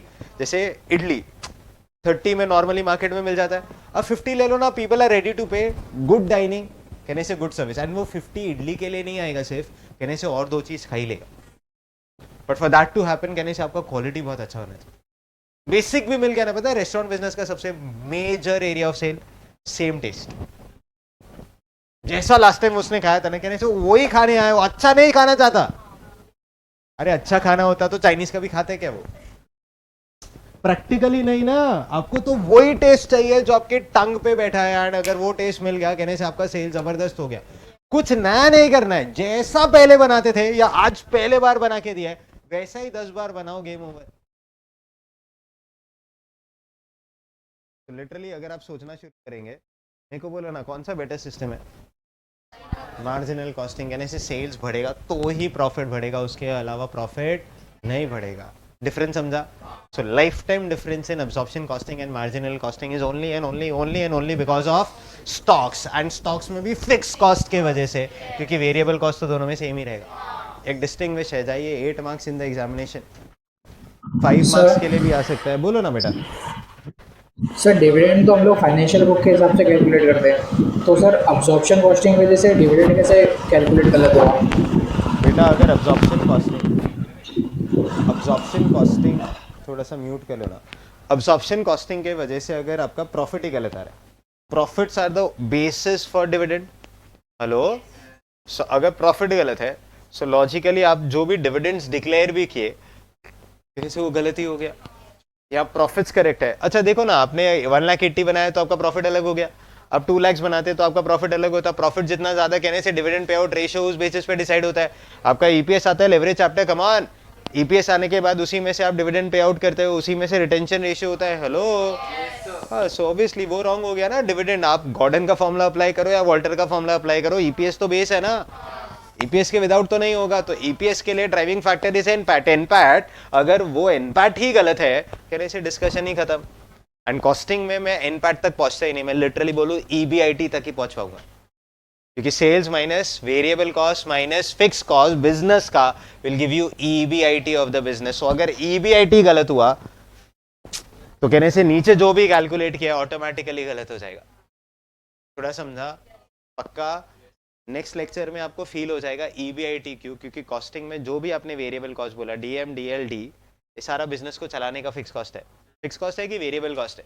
Variable cost, rent fix cost, factory overheads, office का स्टाफ का salary fix cost, admin overheads, S and D fixed. कहने से तो आप जितने खर्चे कॉस्टिंग में कर रहे हो सारे बिजनेस के ही तो खर्चे हैं, तो ये सारे ऑपरेशनल एक्सपेंसेस। ये लेवरेज से बोलूं तो sales minus variable cost, variable cost में डीएम आ रहा है, डीएल आ रहा है, डीई आ रहा है, वेरिएबल फैक्ट्री ओवरहेज आ रहा है, वेरिएबल एस&डी आ रहा है, माइनस किया कंट्रीब्यूशन माइनस फिक्स कॉस्ट, ये तीनों fix cost, FOH, AOH, S and D, कहने से profit, profit in marginal is same as EBIT in leverage, because उसके आगे me as a cost accountant give up, के आगे फाइनेंशियल मैनेजर टेक्स ओवर।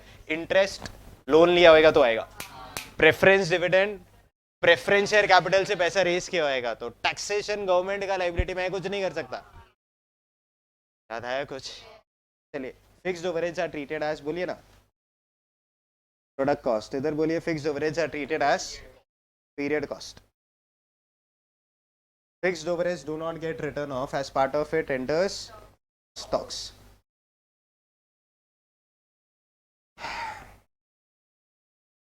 इधर fix cost closing stock में छुप के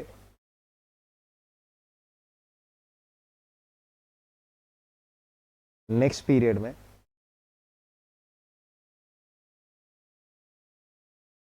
चले जाएगा।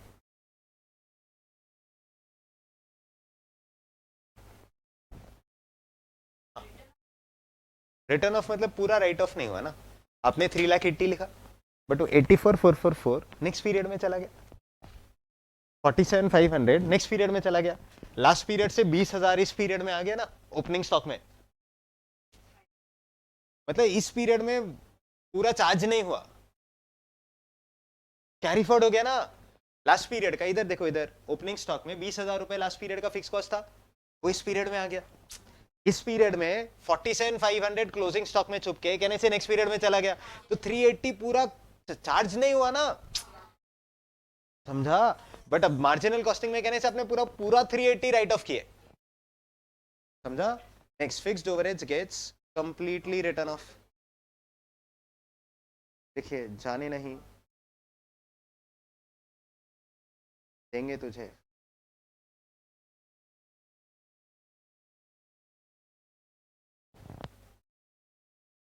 जाने नहीं देना उसको। Profits and dividends are wrong. Profits and dividends are correct. More dash, more profit. Come on. More production, more profit. इधर बोलिए ना, more sales, more profit. Stocks are valued at. Come on. total cost. Stocks are valued at variable cost. Follow.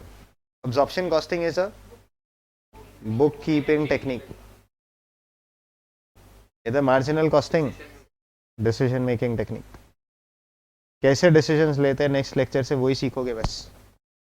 Allowed in costing and financial accounts.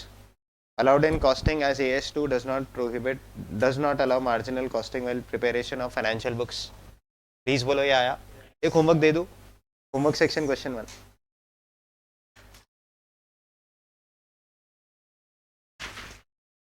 इसको आपके ICA ने मतलब अपने ICA ने cost of sales costing PNL method से solve किया. Same question आपके module में है. प्लीज कॉपी पेस्ट मत करना. Try your level best. Absorption costing is henceforth done. Standard costing के 2-3 क्वेश्चन जो आपको मार्क करा है, बस ये वाला क्वेश्चन वी मीट टुमारो. ठीक है, थैंक यू बच्चों.